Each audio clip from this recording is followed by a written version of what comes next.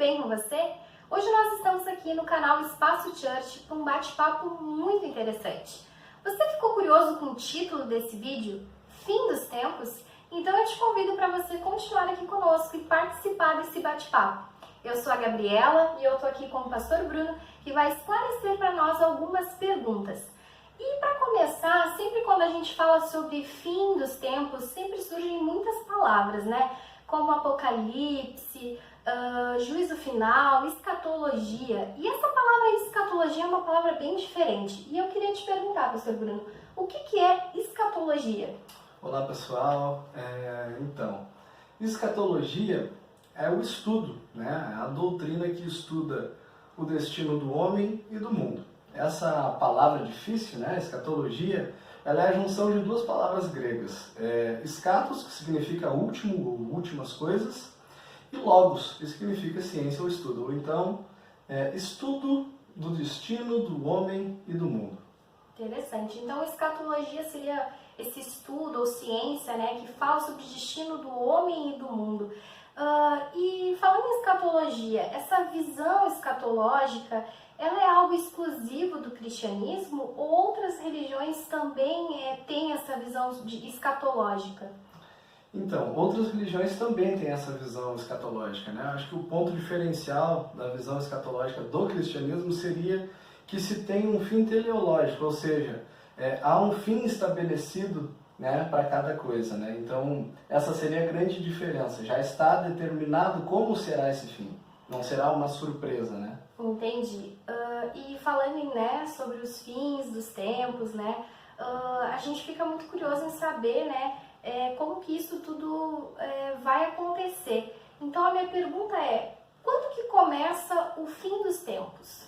Então, na verdade, o fim dos tempos ele já começou, né?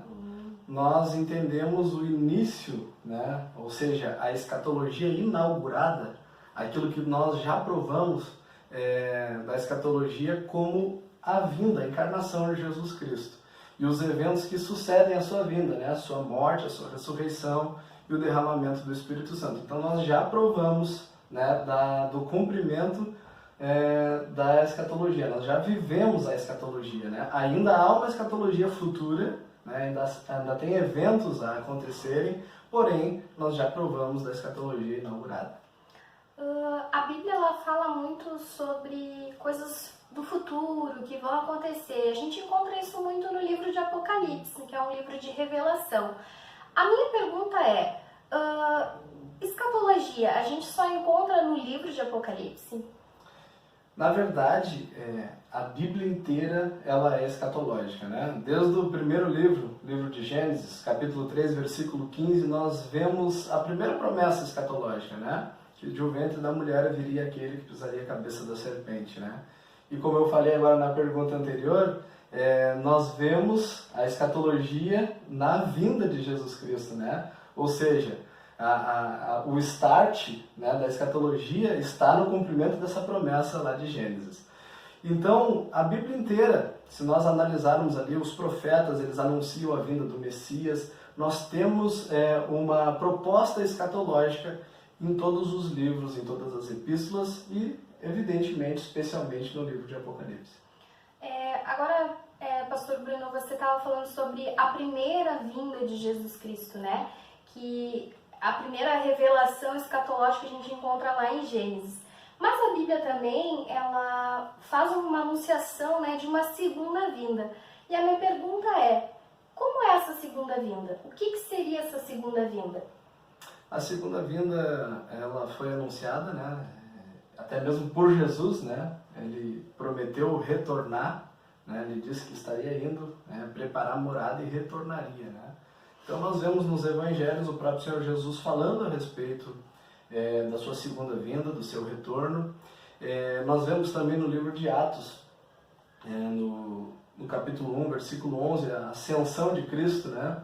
E os anjos relatando que da mesma maneira que ele estava ascendendo aos céus, ele retornaria, né? Então, a segunda vinda de Jesus é uma realidade, né? Ele virá, né, para buscar os seus, ele virá para trazer uma proposta de eternidade, né, para aqueles que aceitarem a vida que Cristo tem para nós. Essa é a vida eterna que Ele conquistou na cruz para cada um de nós. E muito, muito bom, pastor Bruno. E falando ainda sobre a segunda vinda, né, de que Jesus vai voltar para nos buscar, a Bíblia nos fala de alguns sinais. Inclusive Jesus, ele relata isso na Bíblia para nós, sobre alguns sinais. Até um sinal que Jesus fala é sobre as epidemias. E hoje nós estamos vivendo essa realidade em todas as nações. Estamos enfrentando uma epidemia. Então, a minha pergunta é, os sinais que nós temos vivenciado hoje, como por exemplo, um sinal de epidemia nas nações, elas indicam a segunda vinda? Na verdade, sempre quando a gente fala sobre sinais, né, a gente usa a base do texto de Mateus 24 e 25, Marcos 13 em alguns casos. Esses textos, né, eles relatam uma conversa de Jesus com os discípulos, em que eles estão observando, né, as construções gloriosas de Jerusalém, e Jesus, ele fala assim para os discípulos, olha, não ficará pedra sobre pedra. E após Jesus fazer esse comentário, os discípulos, eles disparam 3 perguntas, né? Eles perguntam quando que isso sucederá, que sinal teremos da tua vinda e quando será o fim de todas as coisas, né? Então, Jesus, ele começa a responder, relatando, né, que haverá terremotos, haverá epidemias, né? Filhos se levantando contra pais, enfim, uma deteriorização tanto da moral, quanto também do mundo em si.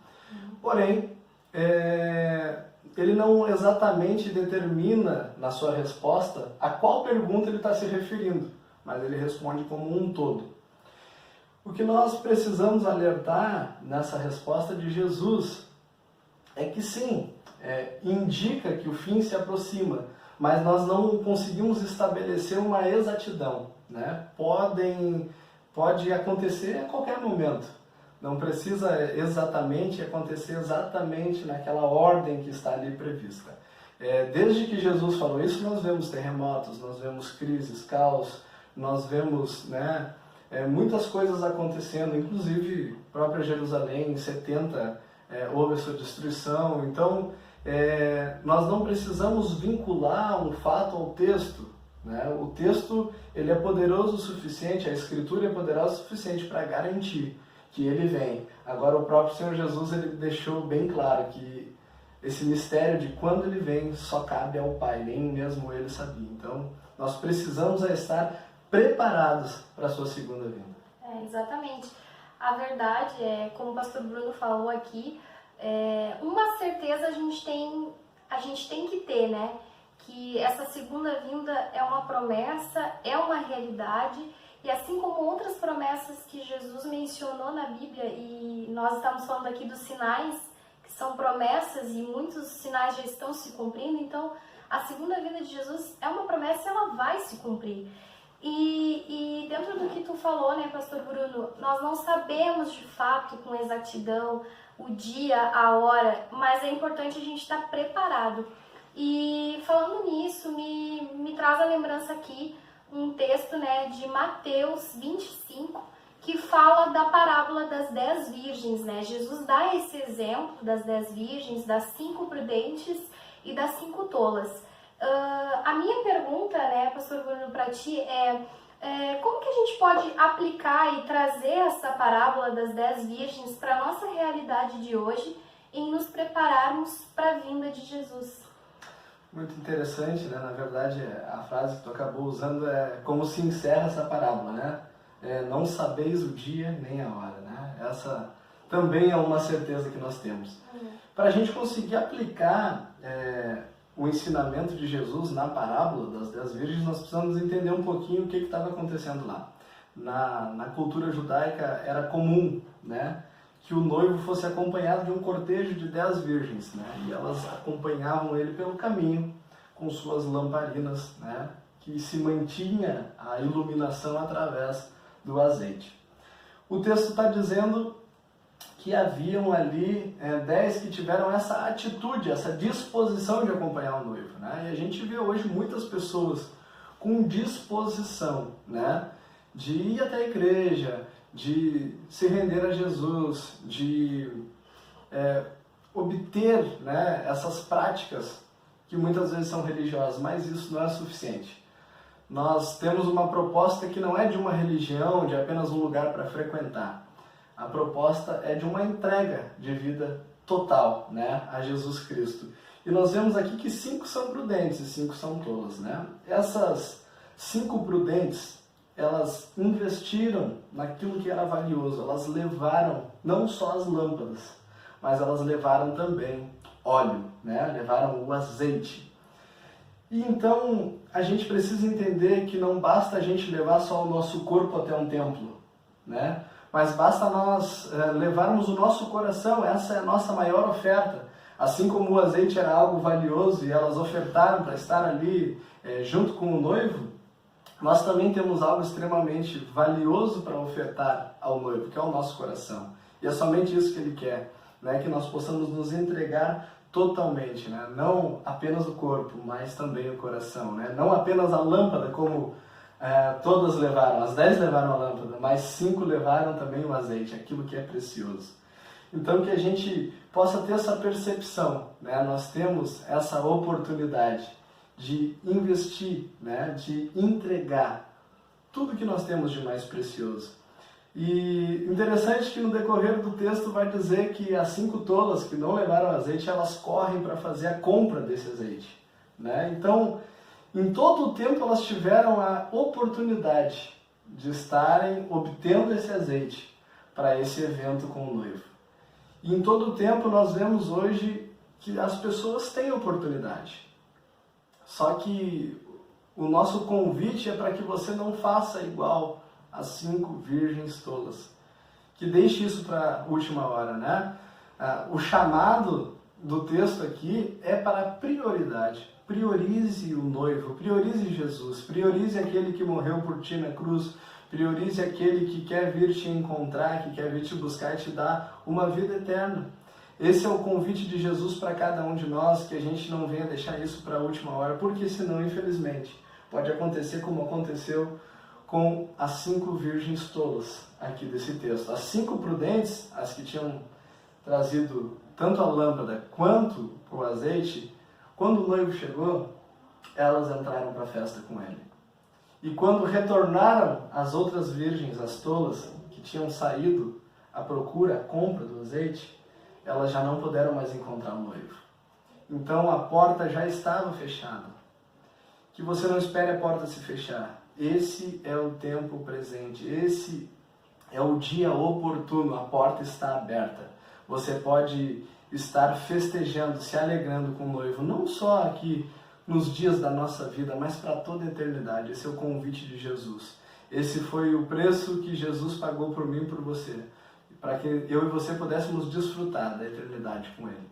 Então, eu queria fazer uma consideração final aqui, depois de você entender essa realidade, entender que o fim dos tempos de fato vai acontecer e já está acontecendo, entender que Ele vem bem em breve nos buscar, nós não sabemos exatamente o dia nem a hora, mas Ele virá. Sabendo disso, sabendo que o cristianismo é escatologia, né? Nós precisamos olhar para o futuro, né? Para essas coisas que nós aqui compartilhamos e relatamos das Escrituras, mas olhando para o futuro e transformando o nosso presente. Essa é a chave.